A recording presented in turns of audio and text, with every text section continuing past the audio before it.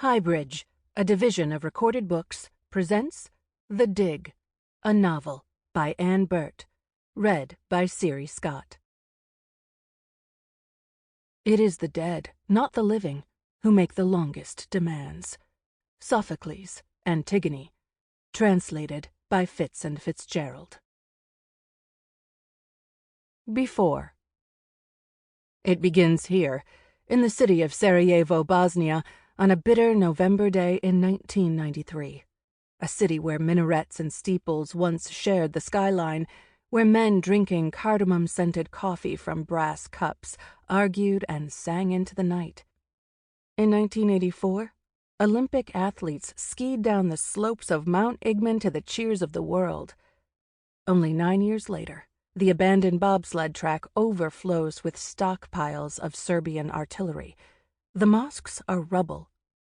Petals of collapsed concrete, blown apart by shell after shell, pock the streets.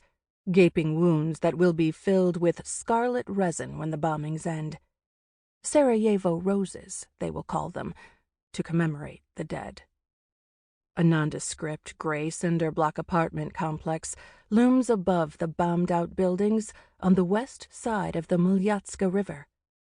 Imagine yourself there, picking your way across the debris to building number 4, carefully, slowly, while sirens wail around you. When you're close enough to touch the walls, wipe a circle in the dust that covers the ground floor window on the left. Look inside. At first, you won't see any signs of life, but don't turn away. Look closer. In the back corner of the darkened room, a 3-year-old girl lies on the dirty floor under a cot. She stares at a diamond pattern of rusted bed springs above her head. Tufts of ticking from rips in the mattress hover over her like the clouds above the hills that ring the city. The scent of cabbage and garlic rises from the pot that's been simmering on the hot plate for hours. Her 6-year-old brother huddles against her, pressing his sweaty hands over her ears to dull the sound of exploding concrete. "Close your eyes," he says, but she's too frightened. Without shifting, she moves her head as much as she can until she sees the wedge of floor beneath the kitchen counter. Shards of glass and piles of concrete on green tile. Dust motes swirl in a gash of daylight streaming from a new hole in the front wall. The round yellow rug, covered in soot, her stick horse crosswise atop it, one glazed button eye peering out from a pile of shattered brick. And, from the corner of her field of vision, a pale hand, motionless amid the debris. A hand whose wrist sports the brown sleeve of her mother's dress, the dress the girl helped fold that very morning, warm and sun-sweet from the clothesline in the back. A giant boot steps between the girl and the hand, then more boots. 2 male voices whisper. It's not a language she's used to hearing in their home. Her brother covers her mouth now instead of her ears. Keep quiet, keep still, his gestures tell her. He's always trying to shush her. She wrests herself away.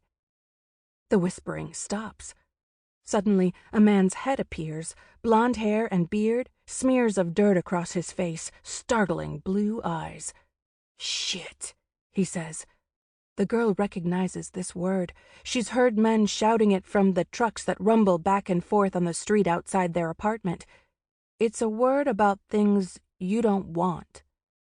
Another man, who looks like the first one but with no beard, appears. His eyes are kinder. The bearded one shakes his head. "Vlado never said there were kids." Vlado. This is the same name of the tall man who's been sleeping next to her mother on the cot every night since he brought them out of the camp. The rest of the bearded man's words sound like nonsense to her, but she knows Vlado. "Vlado, poznem ga," despite her brother's agonizing hisses of "Ne, ne." The bearded man's thick hands slide under the cot toward her. His fingernails are split and caked with grime. Her brother pulls her back toward the wall, trying as hard as he can to make them both disappear. The girl feels the man's hands grab her ankles. She tightens her grip on her brother's narrow shoulders. She'll be ripped in two, she thinks. Then another blast screams from outside. The apartment tilts again. The girl shuts her eyes, and the world closes in. She lets go. Yes, that girl was me, but she doesn't exist anymore, other than in the nightmare that still shakes me from my sleep. Is it true? Or is it a twisted, truncated dream version of events I've been told about over and over again by my adopted family? The story of how Paul and Antonia came to America, rescued by two brave brothers from Thebes, Minnesota, working as contractors in Sarajevo when the siege began. Christopher, the one with the beard, told us to forget everything that happened in Bosnia, that our arrival in Thebes was the beginning of our real lives. Eddie, the one with the kind eyes, told us nothing. Before we even learned to call him Dad, Edward King was gone. Part 1. Thursday, June 11th, 2014. Afternoon. Tell me about yourself. Who is Antonia King? Per Olofsson leans back against the damask-covered seat in the lounge at the Minneapolis Four Seasons and crosses his legs. Raindrops pelt the window by our table, running in rivulets down the glass. I sit up straighter and square my shoulders under my navy suit jacket, the same one I've worn to every interview and meeting since graduating from law school last month. Per is CEO of Sweden's Air Trek Industries, the fastest-growing luxury airline company in the world. He's dressed in a white linen shirt, open at the collar, no tie, jeans. An outfit only a hipster billionaire would wear at the Four Seasons. I sneak a glance at myself in the mirrored wall behind him. The young lawyer who meets my gaze looks the part for sure. Black hair tamed in a sleek, low ponytail, serious dark eyes, pale olive skin, smooth from the moisturizing sunscreen my aunt has drilled me into wearing, even on a rainy day. Does the woman in the mirror seem a bit desperate for approval, though? Does a scared little girl, shaking under a dirty cot, peer out at me from behind her polished exterior? I rearrange her expression, willing her to soften around the forehead, the mouth. Blink twice, banish the fear from her eyes. Better. Before he can notice my lightning-quick fix, I turn my attention back to the man across the table to begin the most significant conversation of my career. That is, the career I'll have if I can nail it today. All the businesses in town went crazy when AirTrek announced weeks ago that its first Midwestern hub would be the Twin Cities.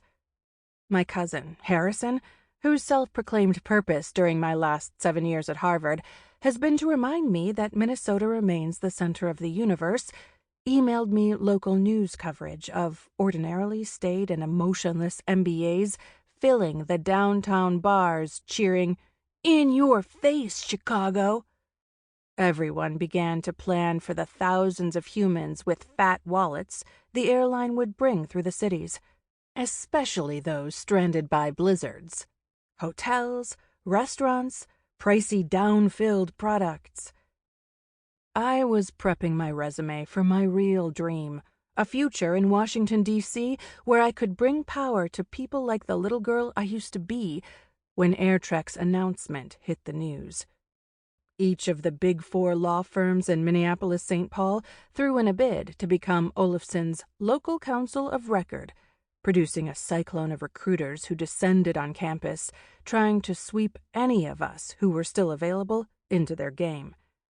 I showed up out of home state curiosity, nothing more. Then I met Melanie. Melanie Dwyer of Grogan, Dwyer and Lenz. The only woman who was a named partner in any of the firms. She dominated during their presentations with her velvety alto and encyclopedic knowledge of corporate governance. "You were meant for this opportunity, Tony," she said, when we met in the law school faculty lounge, with its sweeping grandeur, its ornate framed portraits of old, old white men. Presidents, Supreme Court justices, alumni all. "Come to Minneapolis and win Air Trek with me. Let's make our mark together." She said I could leverage my Minnesota roots to take me to the halls of power someday, and that success at Grogan Dwyer would position me better as a leader for my state than an entry-level legislative assistant role on the Hill ever could. And if things worked out, she'd mentor me right to the top. My problem wasn't envisioning a different path to a future in D.C., it was returning to Minnesota at all. I was furious at my brother for bailing on me, and I blamed my uncle for driving him away. I backtalked, scowled, slammed my bedroom door from age 14 till the day I left for college. And yet, Christopher wanted me back, as counsel of record for King Family Construction. My uncle called me in Cambridge at the start of my 3rd year of law school to announce his intentions. I had a bigger reason to stay away from Thebes than I did to return. James Hollings still lived there. "You belong back here with us," Christopher said. "Your family." Part of me lit up with hope to hear him say that word. Family? I had to admit, hearing he wanted me to return, even with all my ambivalence, felt surprisingly good. But his demands for all of us, Paul and me, his own kids, to toe the family line, business included, had pushed my brother to leave. And as much as I disapproved of my older brother's decisions, our fights belonged to us. We brought them with us from our past. I might judge Paul, but no one else, certainly not my uncle, got a pass from me to do the same. My loyalty to my brother gave me yet another reason to feel squeamish about returning to the fold. Christopher, as usual, pressed his case. "What about your aunt? She would be thrilled to have you back," he said. Would she? Thrilled required a capacity for excitement that Evelyn had long ago relinquished. She started dulling all emotions with vodka martinis around the same time that Paul left. And who could blame her? After Harrison and I discovered her upstairs stash of Smirnoff in a cabinet behind the toilet in the guest bathroom, vodka helped our days go down easier, too. "Corporate law isn't really my thing," I said. "Fair enough, Antonia. But remember, every other potential employer you'll meet is only interested in that piece of paper from Harvard Law School. Don't rule out a future with us." To placate my uncle, I took the Minnesota bar exam in February, even before graduating. It was practice for D.C., I told myself, although I didn't tell Christopher. Then Melanie Dwyer came to campus and convinced me that my admission to the Minnesota bar had been no practice run. "Start your career at a leading firm, and all the Pauls in the state will know your name," she said. "Build up a war chest, do well with me, and you'll earn the support you'll need for a future in Washington." Maybe this kind of corporate law could be my thing, or at least, as Melanie promised, my first thing on the way to my next thing. Per Olofsson insisted on meeting individually with every lawyer who might be assigned to his team before making his choice between law firms. If Grogan won, my place was guaranteed. If they lost, I'd get the boot. A challenge I couldn't resist. To say I was nervous about meeting with Olofsson was an understatement, but I couldn't let Melanie or anyone know that. "I'll impress him," I told her yesterday when she informed me of my upcoming interview. "I've got this." I spent hours last night with my laptop, researching Per's business from my room at the Motel 6 on Freeway Boulevard, where I've been staying since I moved from Cambridge 2 weeks ago. When I'm in work mode, my surroundings never matter. Fast Wi-Fi, a microwave in my room to heat up my Stouffer's mac and cheese dinners, a bed that's not my car. The opposite of the poofy French country sofas and Wedgwood Florentine china settings Aunt Evelyn favored. I finally passed out on top of the scratchy bedspread around 3 a.m. after scrolling past the millionth tabloid profile of Per and his latest model girlfriend. Now I'm bleary with exhaustion, but I've memorized his background, AirTrek's top-line financials from the past 8 years, and all the international flight patterns out of the Twin Cities. I'm ready to ace this test. Well, I say, I'm fascinated by the third-quarter turnaround AirTrek made in 2012 after the Dusseldorf factory opened. I've analyzed some of the numbers and... He waves his hand to stop me. No, I don't care. Tell me about you. I force a laugh. I'm so boring, really. I graduated in the top 10% of my class? Miss King. May I call you Tony? Good. You see, I want to know the person behind the person on my team. I have your resume. I know your academic credentials. Instead, let's work to find common ground, you and I. He uncrosses his legs and leans forward. People, Tony, people make AirTrek a success, not its 2012 third-quarter financials. So, tell me, what is it that you think could bring us together?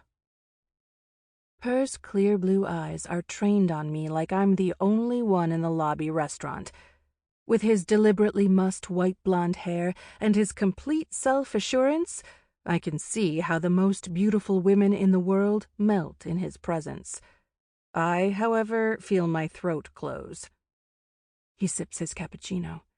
That unrelenting gaze over the rim of his cup makes my right leg twitch. I have to say something.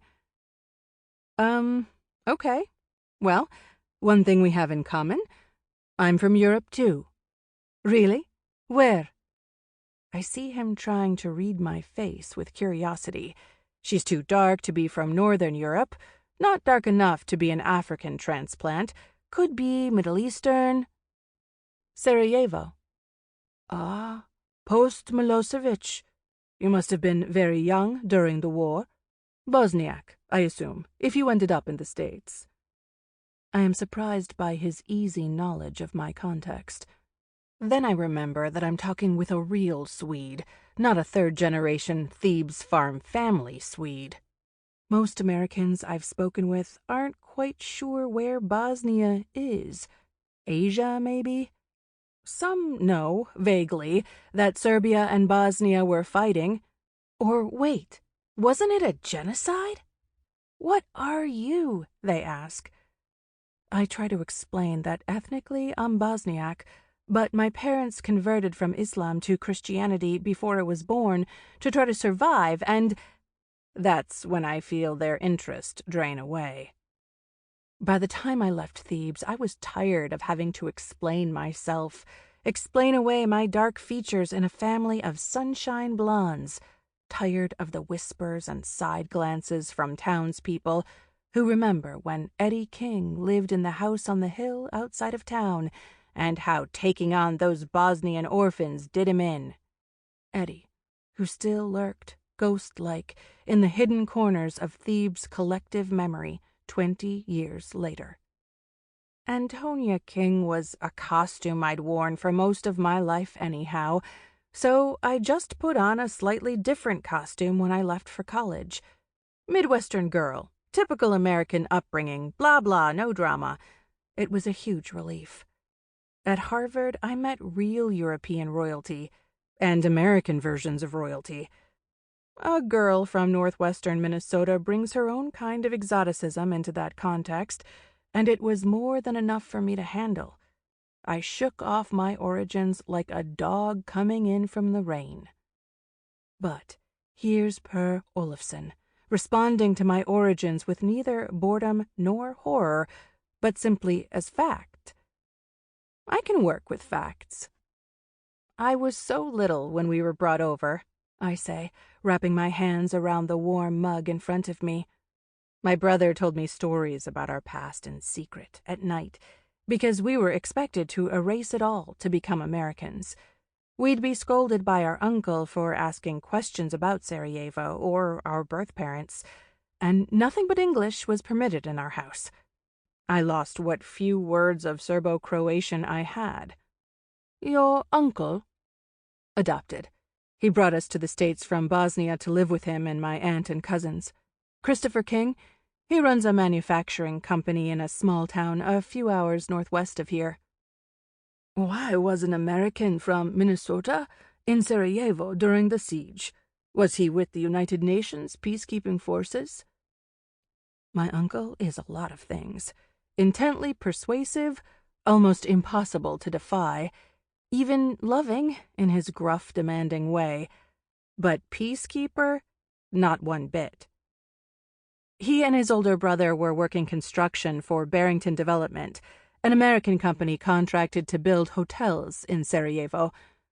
People here thought the Balkans would be capitalist hubs after Yugoslavia dissolved. Sure, I know about Barrington, says Per. Some of their buildings from that era are still unfinished. Lots of lawsuits back in the day. A case study in what not to do at airtrack. I guess at the time they were a big deal. Anyhow, they had lots of money to hire lots of people. Christopher and Eddie were just back from the Gulf War. Eddie was injured, there was a recession, and the economy was bad in Thebes. They worked in Greece, too. I laugh. It's the Thebes you've never heard of. Thebes, Minnesota. Christopher and Eddie went to Bosnia to earn enough cash to start the family business. Then the siege happened. They found us totally by accident after a bombing several months in, while they were surveilling the area to make sure it was safe to go back to work. They saved your lives. Miraculous. I go numb. What am I doing? Christopher saved my life, and I'm repaying him by interviewing for a job in Minnesota that isn't with King Family Construction. Behind his back. After I told him that corporate law wasn't my thing. I swore Harrison to secrecy when I told him about the Grogan possibility. We both know that any plan Christopher doesn't make himself, he considers to be the wrong plan. Be the woman in the mirror, Tony, I remind myself. Win this job and you can win his approval. He will come around. He has to. So the business is run by Christopher and Eddie, Per asks. Eddie.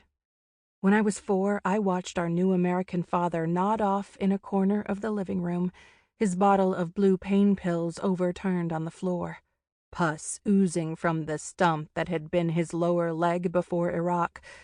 Paul was at school, and me? Quaking under the sofa, paralyzed by the memory of my mother's stilled hand, half a world away. I could see the moss-green phone in the kitchen from my hiding place on the floor, the metal step stool below it. I knew there were 3 buttons I was supposed to push in an emergency, but I was frozen. Paul found us this way when he came home. "What's wrong with you?" he screamed. I had no answer. He made it look so easy to grab the receiver and press the right numbers. "If he dies, it's all your fault." When the ambulance came, Paul was thumping on Eddie's chest while tears ran down his face. "Please wake up," he recited in a whisper. "Please, please." And by the time Christopher arrived, I was huddled next to Paul on top of the blue sofa, clinging to him as if for my life, presenting a united front once again, but my brother's accusation had lodged itself in my heart. Eddie died years ago, I say. Facts, I remind myself. That's what I'm trading with Per. Christopher turned their earnings into a manufacturing company. It's grown into the leading business of Thebes. The manufacturing industry. How compelling. I find fewer and fewer people I meet these days have any connection to how things are made. And ultimately, airplanes are things. I grew up seeing the before and after whenever King Family Construction took on a project. A Bosnian migrant and a child raised in the great tradition of American manufacturing. This is fascinating. So, what stays with you from your earliest years? Purr's glowing attention is like Helios, the sun god himself, bursting out of ancient Greek mythology to quell the Minneapolis rain. Impossible to resist. He wants to know about stories I've buried so deeply that I've only ever spoken with Paul about them. Purr is my uncle's opposite. He says, "Tell me your stories and we shall be friends." Christopher says, "Ignore the past. What good will it do?" I'm enveloped by the warmth of Purr's bright light. I want to feel how he makes me feel. Important. Suffused with meaning. Safe. My brother was the caretaker of all the stories from our former life, I say. Our past is a fairy tale to me. Even my real name became imaginary. Nobody used it but Paul. I was Muyo, and you were Angela, he would whisper to me, before we were Paul and Tony. Our mother gave us those names, and we can't forget them, or her. Angela, after my mother's mother, I say to Purr, who died when she was still a girl. Muyo after her favorite folk song, a boy shoeing his horse in the moonlight so he can ride off to fight the invading Turks while his mother begs him to stay. Once I start, I can't seem to stop. It's as if I'm floating above myself and this man, sitting at the Four Seasons, watching myself talk. I tell Purr how just before my brother dropped out of high school, he had his old name tattooed across his chest, along with the turbaned, bearded face of a 19th century folk hero known as the Dragon of Bosnia. Paul remembers our birth father telling us the tale. The swirls of ink that permeated my brother's skin both repulsed and fascinated me. Was this Bosnian face over his heart a signal that our American life wasn't real? Was I less real to him than a story? The dark beard and dark eyes. Could this be what our father looked like too? I tell Purr that our father was taken away when I was only months old. Taken? He asks. Paul says it must have been to a prison camp. He did a bunch of online research at one point, but he never found anything specific. Purr shakes his head and sighs. Tragic, he mutters. Oh no. Is he tipping away from fascination and into sympathy for the poor little orphan girl sitting across from him? That won't do. I force myself back into my body, shake off the floating sensation. No matter how brilliant Purr is at drawing out personal information, this is still an interview. My goal isn't to make him feel sorry for me. Sweat begins to creep along my neck and under my arms. Am I screwing this up? Is my past too much for anyone normal? And your mother? Purr leans even closer to me over the table. What happened to her? No, he can't have her, no matter how kind the sound of his voice.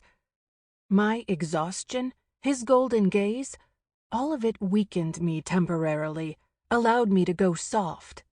Time to snap back into place. I lean forward to meet him. Purr, I say, this is all pretty personal stuff. I'd hate to have my potential new boss think I'm oversharing on such an important client interview. Can I ask you, if it isn't too bold, to keep this piece of my history between us, please? I make sure my eyes radiate vulnerability, innocence, dark pools of whatever he wants to see. Of course, he says, squeezing my hands. Your secrets are safe with me. The day after our meeting, I flip-flop between panic that I've thrown the deal with my revelations. Purr thinks, how could a weak little runt with a tragic past represent me in my multi-billion-dollar company? and panic that I've talked myself out of a job. Sample complete. Ready to continue?